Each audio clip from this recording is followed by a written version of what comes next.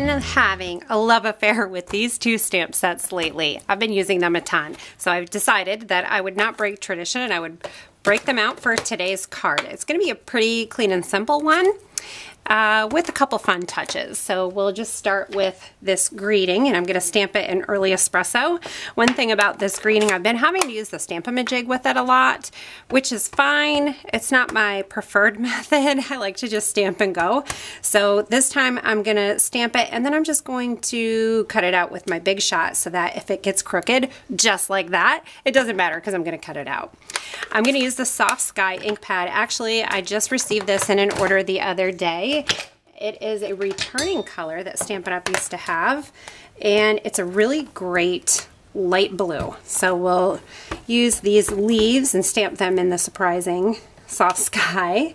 Usually you stamp these in green, but I have been seeing them stamped a lot in other colors, and it just looks beautiful. I trimmed this down a little bit so that it's easier to punch out or cut out. I'm going to use my Deco Labels. This is also a new framelit with the 2013-2014 Stampin' Up! Catalog. I have my multi-purpose platform. The tabs are all closed, and then I have a cutting plate on the top and bottom, and that will cut my framelit out. I want some ribbon to coordinate with my project, so I'm just going to take it and run it on my Soft Sky ink pad.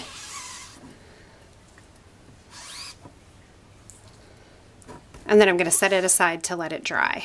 Now the bottom here is crookedy, so I'm going to have to straighten that out. I'm just going to lay it on my paper cutter, and I'm going to try to line it up. I know that these are the same, and they need to be straight across, so I'm going to try to line that up on my paper cutter. I also see there's a little edge here, and I'm going to try to line that up on the same spot on each side of my paper cutter so I can get this straight. Hopefully that's straight. One dimensional in each corner of this label is going to add a nice dimension to the card and add some interest. I'm going to put it, or I'm putting it all the way to the right, and I'm hanging it off just a tiny bit. Now I'm going to embellish this with a few things, one being a little butterfly. So this is the Papillon Potpourri stamp set. I'm stamping it in Memento Tuxedo Black ink because then I'm going to color it in with Copics. And the first two colors I'm going to use are B21 and B24. These are alcohol-based markers, and when I lay down my lightest color first, I'm going to come in and add a darker color on top of it, or not on top of it, but next to it. And then I come back with the lightest one, and I'm going to blend the line between the two.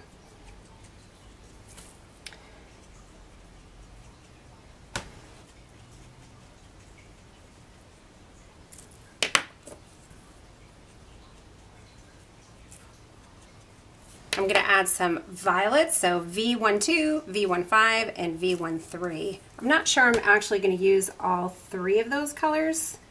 I'm going to take my lightest one and overlap it with the blue just a little bit so then I can come back and blend those two together. When you first lay down that color, there's a fairly harsh line, but no worries, just come back with your lighter color and blend those out.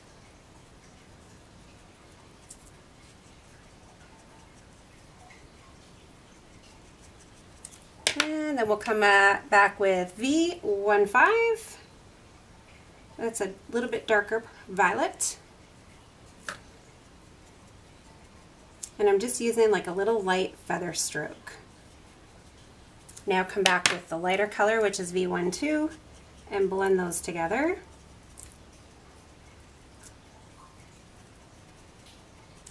And then our darkest is V17. Just along the edge here.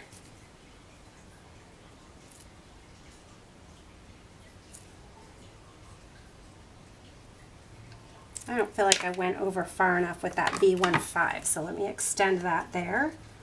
And then I'm using the medium color to blend the medium and the dark.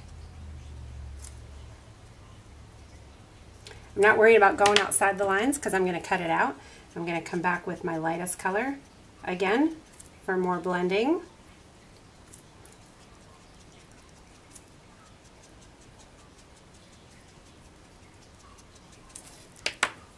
I may even come back with the blue once more, just blend that all out. Now I'm going to go into the center, the body of the butterfly. I'm just going to use a CV5 and a C7. Adding my lightest color first, coming in with a dab of the darker color, and then we'll blend that out too.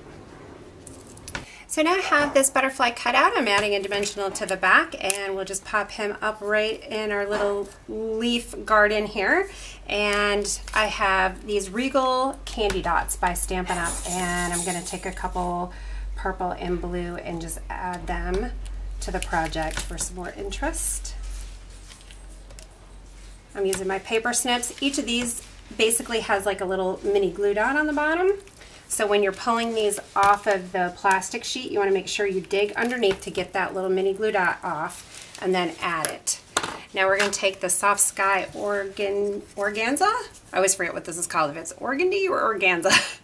And we'll just make a quick little knot here.